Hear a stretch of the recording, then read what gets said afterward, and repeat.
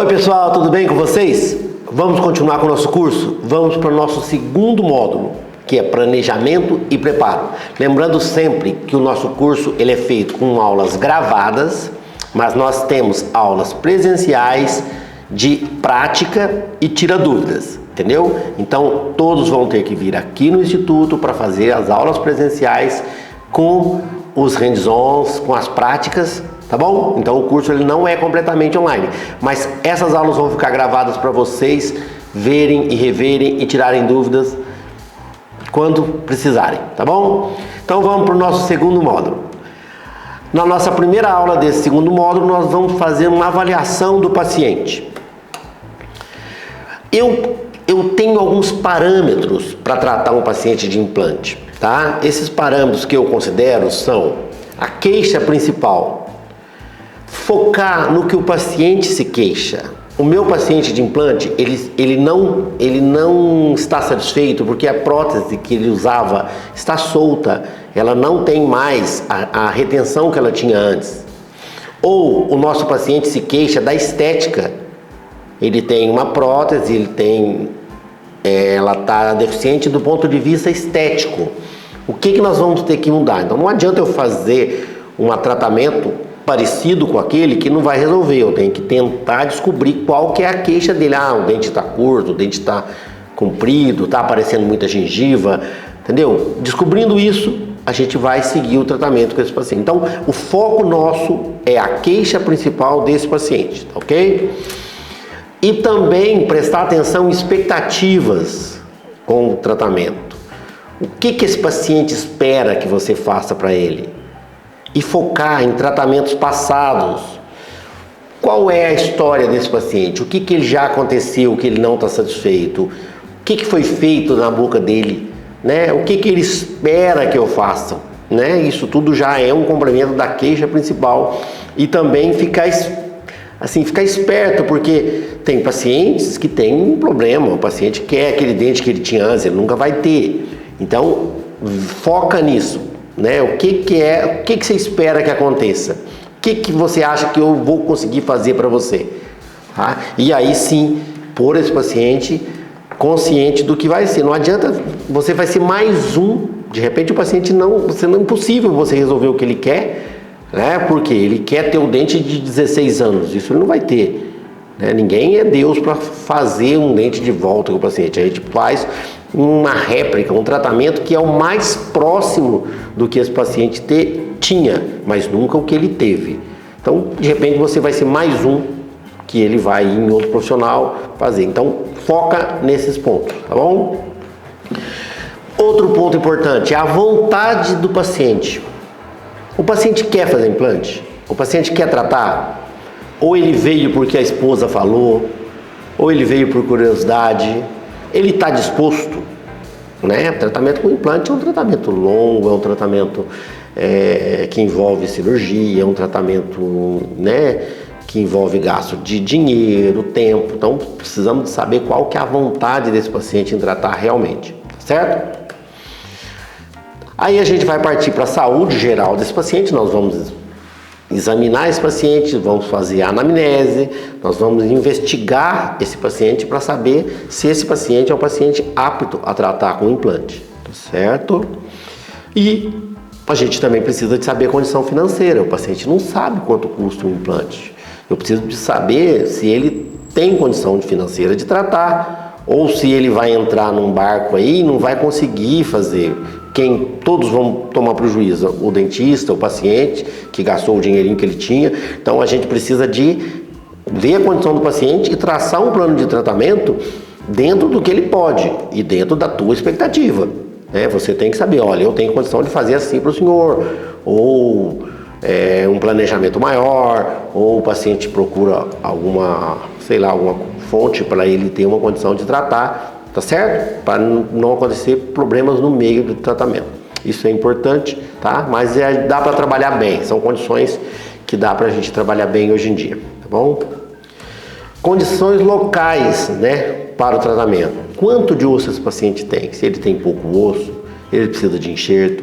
Eu consigo resolver com técnicas de maxilas atróficas, né, para repor, né, para tentar devolver para esse paciente uma condição de mastigação legal, uma estética legal, tá? Mas eu preciso saber o que eu encontro ali. Tudo isso são parâmetros para a gente trabalhar antes do tratamento. E aí, dentro disso, nós vamos entrar na história médica. Lembra daquele parâmetro, saúde geral dos pacientes? Tem algumas contraindicações absolutas em implantodontia. Elas são poucas, elas são raras, tá? Diabéticos não controlados. O diabético não controlado é uma condição absoluta momentânea. Meu paciente pode vir a controlar essa diabetes, então ele passa a ser um paciente eletivo para o implante. Mas se eu tenho um paciente descompensado, totalmente descontrolado no diabetes, eu não vou operar. Eu brinco com meus pacientes assim, a menor preocupação que você tem é com o dente, é com o implante. Se você é um diabético uma diabetes muito elevada e você não trata, você está correndo risco de ficar cego, você está correndo risco de perder uma perna, de dar um infarto. Então, o dente é o menos. Vai cuidar da tua diabetes, manter a sua saúde e vem para a gente tratar. Certo? Não é aquele paciente que toma um remedinho para controlar a diabetes, não é aquele paciente que tem uma glicose um pouquinho acima do nível. Não, estou falando de diabéticos mesmo, aqueles diabéticos que já são um risco de vida. Então, esses a gente contraindica até que ele controle a situação dele, tá bom? Tratamentos antirreabsortivos. O que são isso? São tratamentos para osteoporose e câncer ósseo, tá? O paciente que faz uso de bifosfonatos por longos períodos, ou o paciente que teve câncer ósseo e tomou bifosfonatos ou antirreabsortivos injetáveis, né? Esses pacientes são um problema. Eles podem vir a ter uma osteonecrose medicamentosa, então a gente tem que ter um pouco de cautela com esses pacientes. Os pacientes que acabaram de fazer o tratamento para câncer ósseo, esses são contraindicados, a gente não vai tratar. Entendeu? Então são pacientes mais sérios. Não são todos, né? Tem que avaliar o paciente. O paciente tomou um tempo um eletronato, uma dose baixa. Então a gente precisa de avaliar. Mas o paciente que fez um tratamento sério antirreabsortivo, ele é um paciente que exige um pouco de cuidado, tá? Pacientes irradiados na face, não vamos operar. O paciente tomou irradiação nos ossos da face, ele tem um problema ósseo. Esse osso ele tem um problema de cicatrização. Aí entra todo um estudo com o médico, ver qual área que foi atingida, como que foi isso, para você traçar um plano aí. Mas a princípio a gente não opera esses pacientes em área que foi irradiada, certo? Por uma questão de saúde óssea local. Problemas cardiovasculares recentes. O paciente teve um infarto há menos de 6 meses. O paciente fez uma válvula há menos de 6 meses. Também nós não vamos operar. A gente vai esperar esse paciente ter uma alta médica, esse paciente está bem de saúde para a gente fazer a nossa cirurgia. Discrasias sanguíneas. Paciente com problemas, né, de células sanguíneas. O paciente leucêmico, o paciente com anemia falciforme. São doenças raras, também impede que a gente faça a nossa cirurgia nesses pacientes, tá bom? E pacientes imunossuprimidos também, paciente que faz tratamentos com imunossupressores, a gente também precisa de avaliar esse paciente, avaliando até chegar ao ponto que ele tenha aí uma condição de resistência, né, do organismo para sofrer uma cirurgia. Tudo isso a gente vai conversar com o médico desse paciente, ver o momento que ele já está recuperado para a gente tratar ele, tá bom? A princípio é isso. Aí nós vamos partir para o exame, para a história odontológica desse paciente, né? E na história odontológica a gente tem o exame extraoral, tá? Que a gente vai avaliar a perda da dimensão vertical de oclusão, certo? A gente vai avaliar se esse paciente tem um sorriso gengival. A gente vai observar hipertrofias benignas do masseter e do temporal, que são os músculos da mastigação, né? A gente vai observar se esse paciente tem uma perda de volume labial, aquele código de barra, e eu vou descrever sobre todos esses itens, tá bom? DVO. Então a gente compara se o paciente teve uma perda do terço inferior da face, Normalmente o terço inferior da face, ele é, da base do nariz e mento. Essa medida normalmente ela é do canto da órbita até no canto da boca. Mas não é um padrão, tá? Então a gente precisa de avaliar o paciente como um todo, ver o face, de repente o paciente ele é dólico-cefálico ou ele é braquicefálico, ele vai ter uma diferença nessas medidas. Mas a gente percebe que esse paciente aqui, por exemplo, ele teve um encurtamento do terço inferior da face, tá? Então por que ele teve? Ausência de dentes. Bom, o paciente não tem dente, ele vai ter uma diminuição desse terço. Desgaste oclusal, bom, o paciente tem dente, mas o dente está totalmente gasto por bruxismo, tá? Então esse paciente também a gente vai avaliar nessa questão. Prótese mal executada, né? O paciente tem 2 próteses que foram feitas, ou uma que seja, que foram feitas, estou falando de dentadura, sem preocupar com a dimensão vertical de oclusão, certo? E, bom, todos a gente resolve. A ausência de dentes, a gente vai fazer, né, os implantes substituindo os dentes que ele perdeu na altura certa. Desgaste oclusal, a gente vai fazer uma reabilitação desse paciente, levantar essa mordida, que é o certo, e fazer nossas próteses. Por que a gente tem que preocupar com isso? Porque se ele tem um desgaste oclusal também, ele tem um paciente bruxismo, ele teve bruxismo, então a gente precisa de tomar conta, de ver se esse paciente eu tenho condição de fazer um protocolo normal para ele, um protocolo de resina, ou você vai ficar quebrando. Eu tenho que já me preocupar com isso, em fazer para esse paciente após o protocolo uma placa para ele dormir, tá? Tem todos os cuidados. Prótese mal executada, nós vamos fazer o nosso protocolo, a nossa prótese na dimensão vertical, já vamos resolver esse problema, tá? Para isso a gente faz o planejamento reverso, devolvendo a correta dimensão vertical e solucionando o problema do paciente. Sempre com a aprovação do paciente, no planejamento reverso, a gente dá um espelho, o paciente vai olhar, olha, nós vamos ficar nessa posição, o que você acha? Você quer isso? É isso que você espera? Tá bom? Atenção para casos de bruxismo, como eu já disse, pacientes com desgaste, a gente sempre tem que acende uma luzinha amarela, tá? Sorriso gengival, o paciente dá um sorriso, né? A gente pede o paciente para sorrir amplo, dá um sorrisão. Olha aqui o que acontece. Essa paciente tinha uma prótese fixa aqui. Olha que tristeza, aparece toda essa gengiva. Se eu simplesmente tirar essa prótese aqui e fizer implante, vai continuar assim. Vai continuar feio. Por quê? Porque esse sorriso não tá legal. Quando você tem um sorriso que aparece gengiva, mas você tem os dentes certinhos, tem muita artista que tem, né? O dente com aquele zenith, né? Que é essas voltinhas que o dente tem da gengiva. Beleza, mas quando você pega uma situação dessa, totalmente desuniforme, né? Totalmente com os dentes unidos, emendados, cores diferentes, aí chama atenção. Então aqui a gente, no caso dela, a gente optou por um protocolo e nós cortamos toda essa, abrimos a gengiva, cortamos o osso e fizemos os implantes escondendo essa linha. Porque se o meu protocolo ficar aqui, vai ficar horroroso. Tá certo? Do mesmo caso desse senhor. Olha, ele tinha uma prótese aqui, um overdenture, mas quando ele sorria, aparecia o rebordo. Então, no planejamento, a gente já tem que ver isso. Não é só pegar, vou aproveitar esses 2 implantes, fazer mais 2 implantes. Vai ficar feio. Porque na hora que ele sorrir, vai aparecer a divisa protocolo gengiva. Tá bom? Avaliar essa exposição gengival. Nós vamos registrar com fotos essas deficiências, né, essas retrações. Quando o paciente tem o contrário, ele tem uma retração gengival que tá aparecendo essa gengiva, a gente vai registrar com fotos, o que nós vamos resolver depois, tá bom?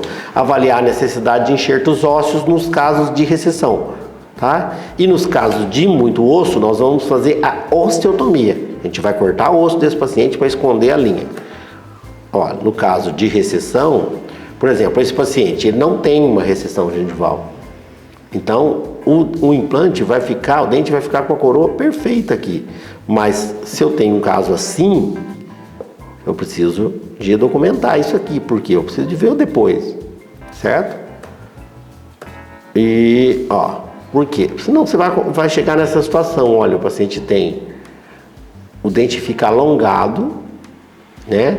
Fica com black space aqui, Esse caso é um caso que a gente tratou e aqui era numa das etapas do tratamento, tá? Então nós fizemos, além do enxerto ósseo, vários enxertos de gengiva nessa paciente, tá?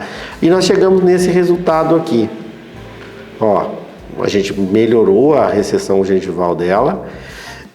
Eu, na verdade, queria fazer mais uma cirurgia, mas ela não quis, ela estava satisfeita sim, né? Para quem saiu daqui, ela veio aqui, mas por mim, eu queria fazer mais uma cirurgia. Falei que faria sem custo, mas a paciente falou, de jeito nenhum, porque esse tipo de paciente, ele passa por muita cirurgia. É uma cirurgia de enxerto, depois outra de enxerto gengival e, às vezes, mais de uma cirurgia de enxerto gengival, tá? Então, ela já estava satisfeita aqui, do ponto de vista, né, dos outros dentes dela. Ela já não se importava mais e aí nós paramos por aqui. Mas sempre quando ela vem, eu falo em fazer mais uma cirurgia com ela. Tá? Então a gente tem que avaliar esse zênite, como eu disse, ó, essas voltinhas. Então eu vou conseguir devolver isso? Aqui eu não conseguiria nunca, olha a diferença do zênite, onde ele foi. Ó, eu venho aqui, vai lá em cima, ainda não estava cicatrizado. Aqui também, olha o zênite aqui, deu uma pequena melhora, mas se tirasse um pouquinho aqui e trouxesse essa papila, o que não é fácil, você não pode garantir que você vai fazer, porque depende muito também do paciente, né, da resposta biológica do paciente. Tá? E avaliar a necessidade, né, como eu disse, de perda, de regeneração óssea guiada, de enxertos, tá bom? Então tudo isso nós vamos ver em sorriso gengival, tá? Então, rebordo aparente osteotomia. Naquele caso, olha como ficou. Depois da osteotomia, olha onde subiu. Ela sorri e não aparece gengiva mais, aparece gengiva de prótese, né? A paciente tem um lábio curto, apareceu um pouquinho de gengiva de prótese, mas não vejo essa discrepância gritante, tá? E a paciente já vem com um protocolo, ela já tem um protocolo. A gente pode aplicar o Botox, tá? Você aplica duas unidades na intersecção dos músculos levantador do lábio superior e da asa do nariz e do músculo levantador do lábio superior, e aí você já paralisa um pouco esses músculos, esconde essa linha do protocolo, tá bom? Ou você parte para fazer uma prótese de acrílico. Eu nunca fiz, eu não gosto disso, eu acho que isso aqui é meio que uma gambiarra, mas existe profissionais que fazem, tá? Se o paciente aceitar e não, por hipótese nenhuma, ele quer tirar tudo e fazer de novo, seria uma opção. Eu nunca fiz e não recomendo, mas existe, tá? Beleza? Vamos falar sobre hipertrofia benigna do músculo masseter temporal. Olha este masseter. Que tamanho, olha aqui. Então a gente pede para o paciente cerrar os dentes e fazer força e a gente vai perceber como o músculo está, né, malhado, olha como o músculo está resistente. Por quê? Por bruxismo. Olha esse temporal, olha o caroço que levanta quando a paciente aperta os dentes. Isso está completamente fora da normalidade desse músculo, tá? Então, por que esse músculo está tão evidente? Porque a paciente aperta os dentes, ela arranja os dentes. Eu brinco que o paciente malha aquele músculo a noite toda, tá? Então, é tratamento. Nesses casos, a gente precisa de entrar com botox nesses músculos aqui, para eles perderem essa potência, tá? Fazer o protocolo, placa, porque senão o paciente vai quebrar tudo que você colocar na boca dele. E também é um parâmetro para a gente evitar carga imediata nesses casos. Tá? Não tem carga imediata nesses casos, vai ter que ser tudo carga tardia. Não vamos tratar, mas tem que ter alguns critérios, tá bom? Apertamento dental, né? Vamos evitar a carga imediata e vamos ter problema com quebra de protocolo. Avaliar um protocolo superior cerâmico, se o paciente tiver condição de pagar, tá certo? E botox também para esse paciente já ir perdendo esse hábito de apertar os dentes também, usar placa, certo? Então tem várias coisas que nós podemos fazer.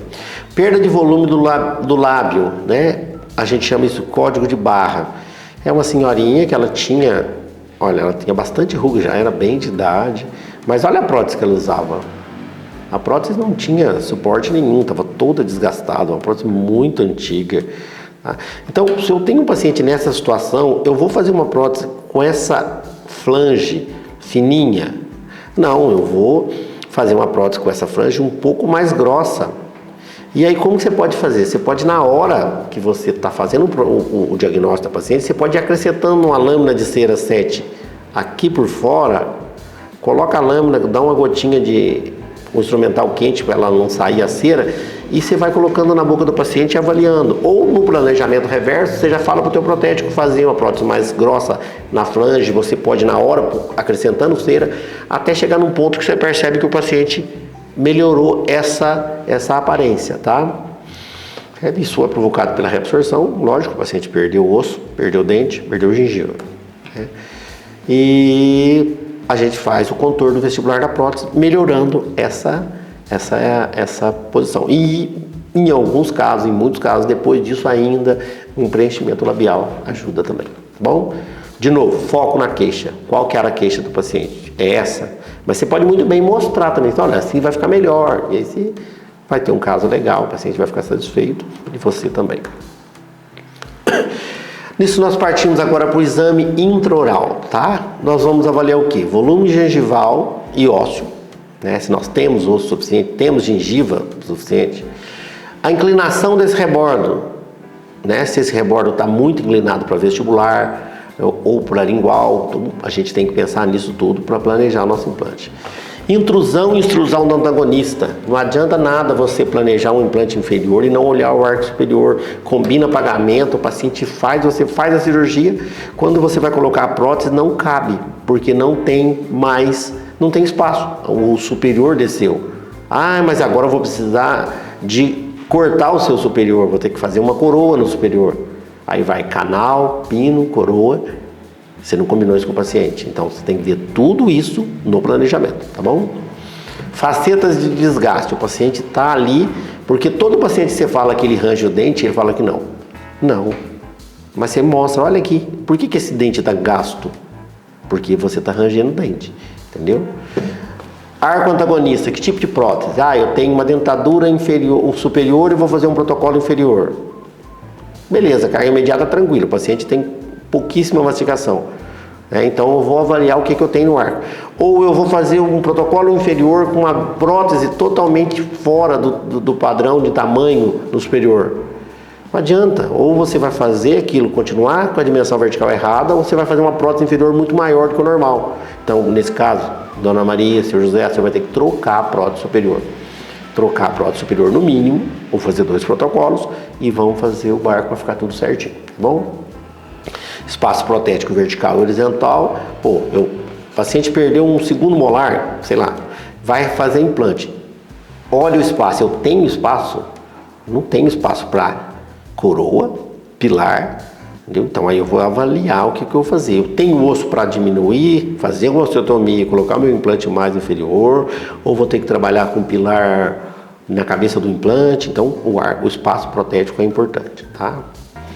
Inclinação dos dentes vizinhos. Bom, eu tenho um espaço que cabe um pré, mas e nas raízes desse paciente? Elas passam o implante ou esse dente está inclinado? Então eu tenho que avaliar tudo isso. Molar está inclinado, então eu vou colocar o meu implante no vizinho. Vai ficar um triângulo que vai ficar incomodando o paciente.